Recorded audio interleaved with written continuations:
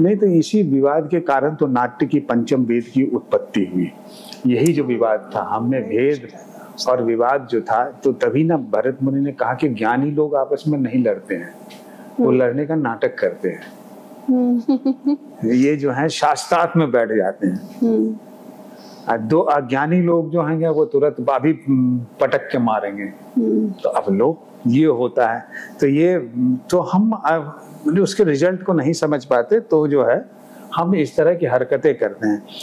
तो हमने भी भेद किया था, और इस वर्ण भेद था ही ऋग्वेद में भी, इसकी ऋग्वेद से लेके वेदों में भी ये रखा। हालांकि वो पूरे विश्व को एक परिवार मानते हैं।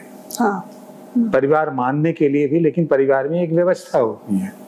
तो उस व्यवस्था में कोई आदमी जो है धन का काम देखता है, कोई आदमी खेती का काम देखता है, कोई आदमी जो है औजारों का काम देखता है, कोई घर के बनाने का काम देखता है, कोई टेक्निकली एक्सपर्ट है।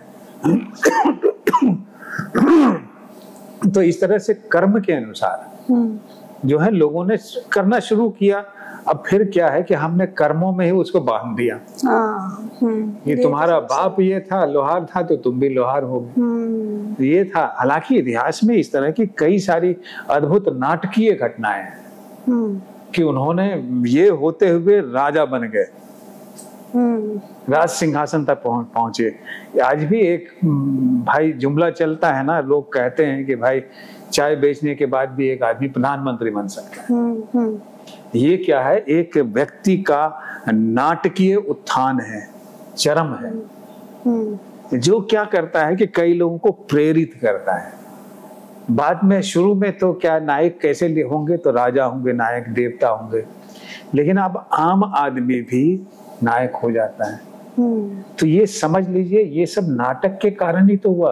क्योंकि नाटक करने में, जैसे कहा ना कि पहले देवताओं ने मना कर दिया, उसके बाद तो इसको भरत मुनि जी ने ले लिया, शिव जी ने लिया, फिर भरत मुनि जी ने लिया, उसके बाद भरत मुनि बांटने के लिए। तो आप क्या समझते हैं, इसको राजा सीखने आएगा? नहीं सीखने। और पंचतंत्र क्या है? सारे जीव जंतुओं के जरिए, एक नाटकीय प्रसंग के जरिए जो है पाठ पढ़ाने का काम है।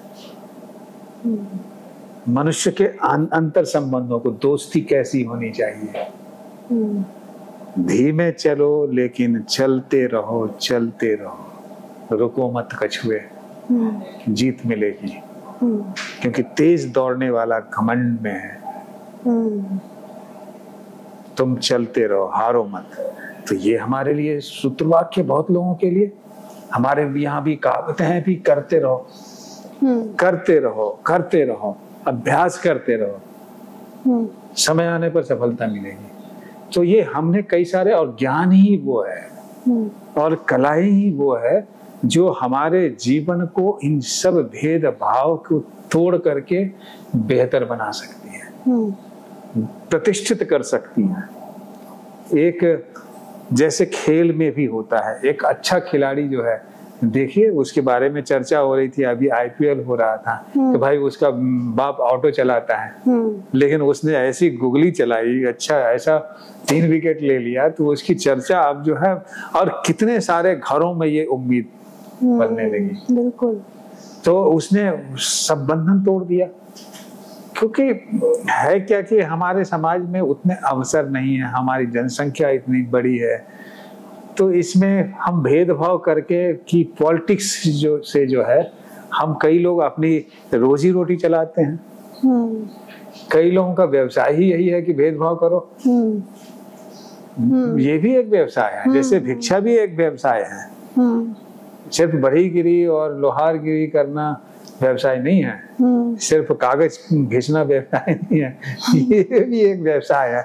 नफरत बोलना भी एक व्यवसाय है, क्योंकि नफरत का कारोबार सबसे ज्यादा है दुनिया में। उसको लड़ने के लिए जो है, ये भेदभाव बनाने से पॉलिटिक्स होती है। ये सारे पॉलिटिकल खेल हैं, पहले भी चलते थे, अब भी चलते हैं। पहले भी चीजें, जो दूसरी चीजें आती थी वो उसको ढाती थी, ये उसको ढाती थी। ये खेल चलता रहेगा, सनातन का खेल है, ये चलता, ये रुकने वाला नहीं है। क्योंकि मनुष्य है, अब मनुष्य अलग अलग, हर मनुष्य अपने आप में एक पूरा किरदार होता है, हर मनुष्य की सोच अलग होती है, उसकी परवरिश अलग ढंग से होती है, उसको खाद दाना पानी।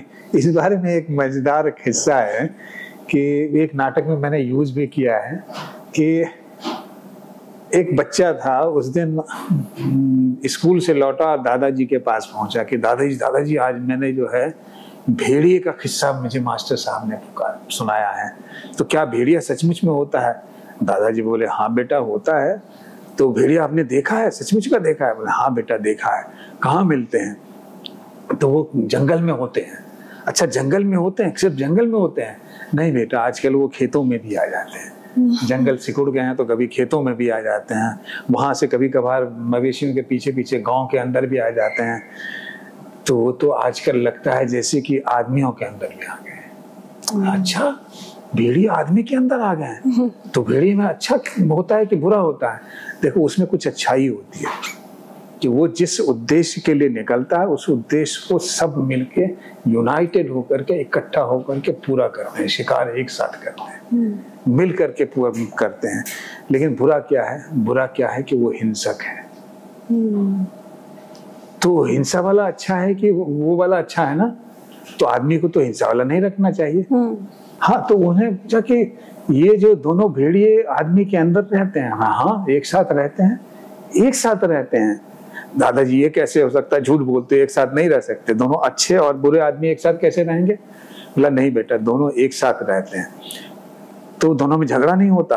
बोले होता है, झगड़ा होता है, खूब होता है झगड़ा। तो जीतता कौन है? अब बेटा तुमने सही सवाल पूछा है। जीतता वही है जिसे हम खुराक देते हैं, यानी जो हम खाना खिलाते हैं। यदि अच्छे वाले भेड़िए को खाना खिलाएंगे तो वो जीतेगा, बुरे वाले को खिलाएंगे तो वो जीतेगा। ये नाटक भी ऐसी खुराक है जो मन को दी जाती है, एक अच्छी खुराक, ताकि आदमी जो है इन चीजों से बना हुआ है, उसके इंस्टिंक्ट में है। दोनों ही भेड़िए जो है इंस्टिंक्टिव चीजें उसके वृत्ति प्रवृत्ति में है।